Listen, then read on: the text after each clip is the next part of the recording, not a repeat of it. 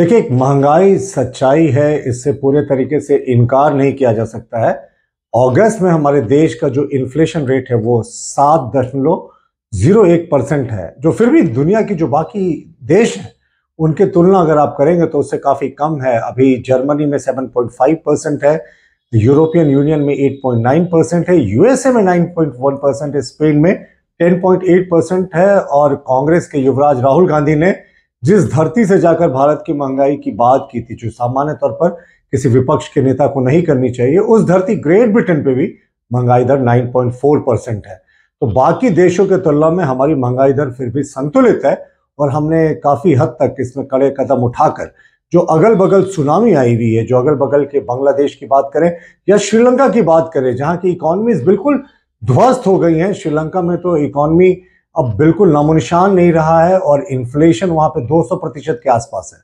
तो उसके बीच में हमारे प्रधानमंत्री जी के कुशल नेतृत्व में देश ने बहुत बेहतर परफॉर्म किया है। और आप पेट्रोल और डीजल की कीमतों की बात करेंगे तो अमेरिका ने भी अपने स्ट्रैटेजिक ऑयल रिजर्व को, जिसे सामान्य तौर पर वो कभी खोलती नहीं, 23 नवंबर 2021 को खोल दिया था ताकि पेट्रोल डीजल की कीमतों में कमी आ सके। लेकिन एनर्जी विभाग ने 26 जुलाई 2022 को बताया कि स्ट्रैटेजिक ऑयल रिजर्व खोलने के बावजूद जो पेट्रोल और डीजल की कीमतों की प्राइसेस है यूएसए में, उसमें सिर्फ 20 सेंट पर बैरल की कमी आई है। तो आप सोच सकते हैं कि यूएसए के द्वारा कड़े कदम उठाने के बावजूद भी कोई बहुत इसका प्रतिफल नहीं निकला।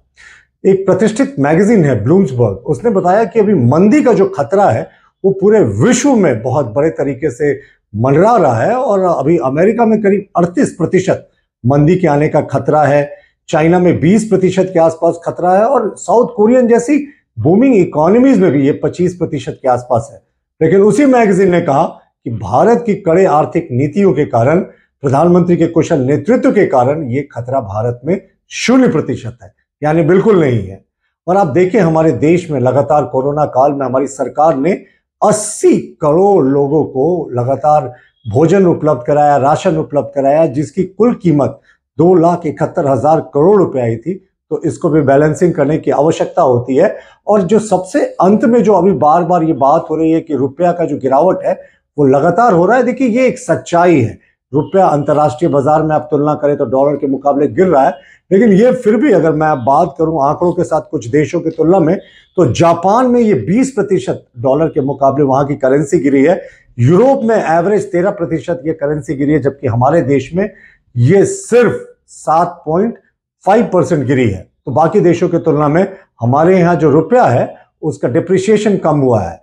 और हमें यह भी याद रखना चाहिए कि केंद्र सरकार जो चावल होती है वो किसानों से खरीदने में उसे कुल लागत 30 रुपये प्रति किलो का आता है, लेकिन विभिन्न योजनाओं के तहत उसे राज्य सरकार को 3 रुपये में पहुंचाना पड़ता है। और कांग्रेस जो बार बार कहती है कि महंगाई हमारी देन है, तो उन्हें याद रखना चाहिए कि वित्त मंत्री मनमोहन सिंह जब थे तो उन्होंने बहुत फेमसली कहा था कि हम पूरा एक बड़ा बाजार है, अब विश्व बाजार है और इससे हम अपनी सीमाओं को अलग नहीं रख सकते हैं। तो ये तो कंसेप्ट उनके द्वारा ही शुरू किया गया था। जितनी पेट्रोल डीजल की कीमतें हैं उनको डीरेगुलराइज उनके समय किया गया था और फ्री मार्केट इकोनॉमी का कंसेप्ट वही लेकर आए थे। तो आज वो महंगाई की बात कर रहे हैं तो कहीं ना कहीं अपने ही पूर्व के सरकार के द्वारा चालू की गई नीति की आलोचना कर रहे हैं। हम बहरहाल कह सकते हैं कि भारत ने विषम परिस्थितियों में भी अपने इकोनॉमी को और अपनी महंगाई दर को कंट्रोल करके रखा है। 6 के आसपास अगर महंगाई दर आती है तो ये बेहतर होगा और हमारी सरकार पूरा प्रयास कर रही है कि आने वाले समय में यह दर जो है महंगाई की वो 6% के आसपास आ जाए। TheFollowUp.in, like, share and subscribe.